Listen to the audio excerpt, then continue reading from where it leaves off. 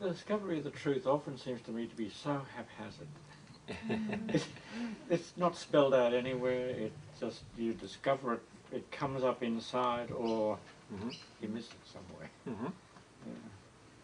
Well, this is where I said that you have to keep on knocking and keep on asking.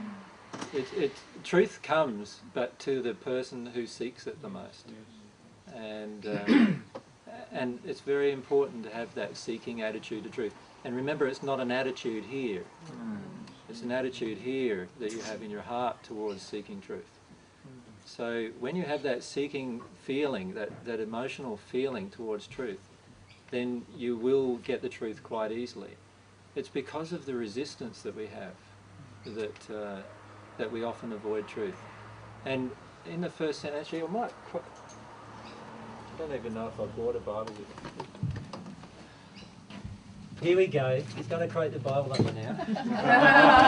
Just been reading my thoughts. I hate that little book. Deal with the emotion, mate.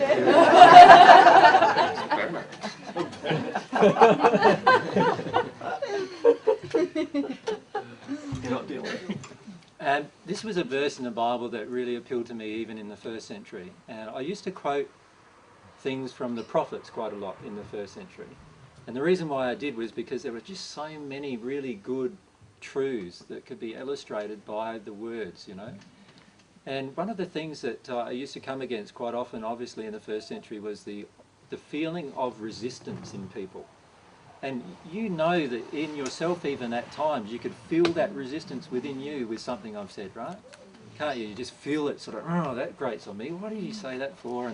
And you just, there's that wall that comes up inside of us, and it affects us quite strongly.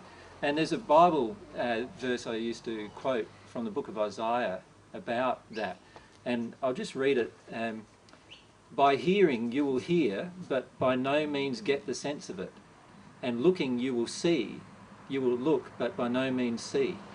For the heart of this people has grown unreceptive, and with their ears they have heard without response, and they have shut their eyes, that they might never see with their eyes and hear with their ears and get the sense of it with their hearts and turn back, and I heal them. So what God's saying to you is that if you want to shut down yourself and you want to not see things, then that's what is going to be your reality.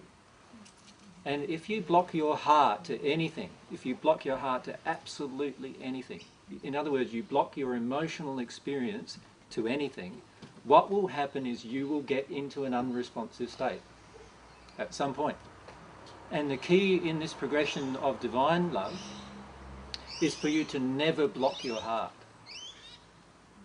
If you never block your heart, you will progress so rapidly. And that's why there's been many, many people who are not recognised on earth who have progressed the most rapidly, because they have had an open, responsive heart. They have not shut themselves down by when they hear something and it just makes them aggravated. They realise, oh, I'm aggravated, so there's something in me. You know what I mean? They let themselves see the truth about what's going on. And when you do that, you don't block your ears and block your, close your eyes to truth. So the truth is that God wants to give you the truth. Like God, I used to say quite often that, you don't ask for bread and get something else from God. You don't get a stone. You get bread. If you ask God from your heart, you'll get what you ask for. Often, though, what we're doing when it comes to truth is we're not asking for it. Here. We think we are here, but here we're not. And so that's very important, to get into that mode of asking for truth and longing for truth all the time. Yeah. So if I'm in an angry state, like I feel, I'm in this angry state at the moment, the angry state that I'm in is about not wanting to take responsibility for the things that I've already taken responsibility for historically. Do you follow me? So all these different spheres, and there's all sorts of things going on in the spirit world at the moment that I'm taking responsibility for, and there's all these things. This responsibility comes with the love that enters you, but I don't want to do it. Like, I feel really resistive. I feel like it's more a duty than a passion, and because of that, there's a fair bit of anger in me about that. There's a feeling that I have in me that I want my personal life to sort out first, and then I'll do it. You know, there's that kind of feeling there too, right? And so I've got to face that truth, that this is how I'm feeling right now. This is how I'm feeling. I've also got to face the truth that how I'm feeling is an emotional error from God's perspective, and I've got to face that truth as well. And then I've got to face, do I want to experience this emotion? So let myself experience the rage that I feel about being forced down a path that at the moment I still don't really feel comfortable with. You follow me? And let myself go through all of those emotions, because they are the blocking emotions. So you'll notice these things happening in your own life too, right? Where you're blocking something, you feel angry about something, you feel resistive about something. Notice it, deal with it, let yourself feel it, be honest about it with God and yourself. And then you'll progress really, really rapidly. Don't close down. Don't close down. As soon as you close down, you'll walk away.